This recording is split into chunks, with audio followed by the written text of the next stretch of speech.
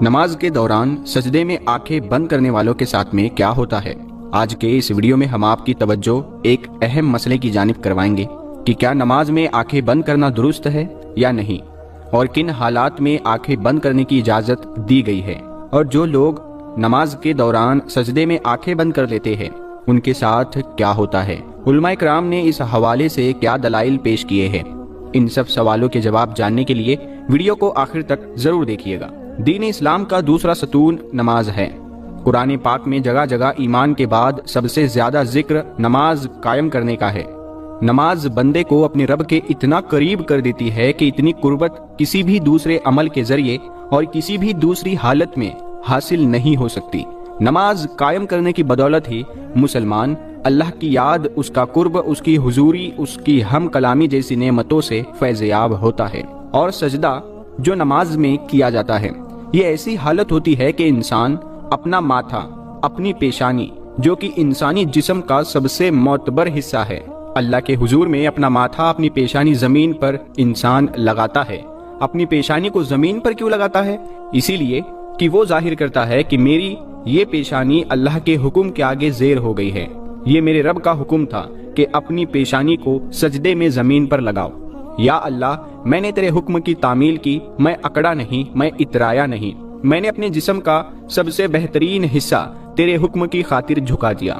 یہی وجہ ہے کہ سجدے انسان کو اللہ کا مقرب بنا دیتے ہیں، اللہ کی قربت حاصل ہو جاتی ہے۔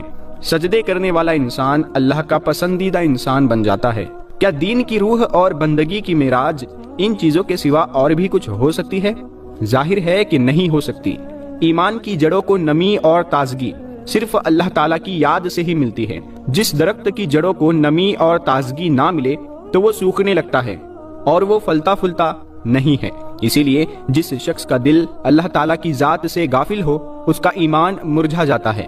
نیک اور صالح شخص صرف وہی ہو سکتا ہے جس کے اندر ایمان کی تازگی موجود ہو، جس کے دل میں اللہ تعالیٰ کی یاد گھر کر گئی ہو۔ نماز کی بہت بڑی اہمیت ہے۔ مسلمان اور کافر میں فرق کرنے والی نماز ہی ایک ایسی چیز ہے۔ نماز یعنی جو نماز پڑھتا ہے وہ مسلمان ہے، اور جو نماز نہیں پڑھتا وہ کافر ہے۔ اللہ اکبر۔ پیارے دوستو، سیدہ فاطمہ رضی اللہ تعالی عنہا نے کبھی بھی نماز قضا نہیں کی۔ یہ ہمارے زمانے کی عورتیں کہتی ہے کہ گھر میں کام زیادہ ہوتا ہے، تھکاوٹ ہو جاتی ہے، نماز کا ٹائم نہیں ملتا، تلاوت کا ٹائم نہیں ملتا۔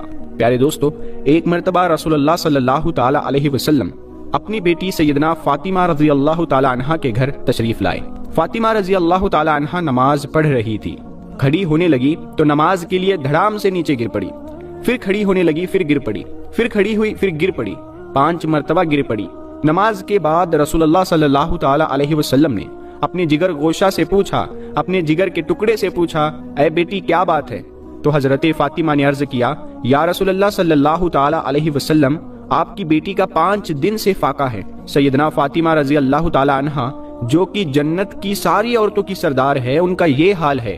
اپنی بیٹیوں کو، بہنوں کو حضرت فاطمہ رضی اللہ تعالی عنہا کے قصے سنایا کرو تاکہ ان کا نماز پر یقین پیدا ہو۔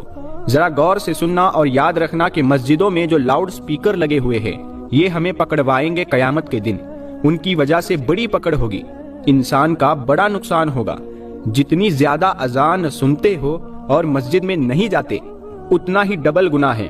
صبح کے وقت میں ہر چیز اٹھتی ہے، چرندے ہو، پرندے ہو، چھوٹی موٹی تمام مخلوق اللہ کا نام لیتی ہے، اور اللہ تبارک و تعالیٰ نے جن کو اشرف المخلوقات بنایا ہے وہ سوتے پڑے رہتے ہیں، آدھی رات تک گانے بجانے میں مشغول رہتے ہیں۔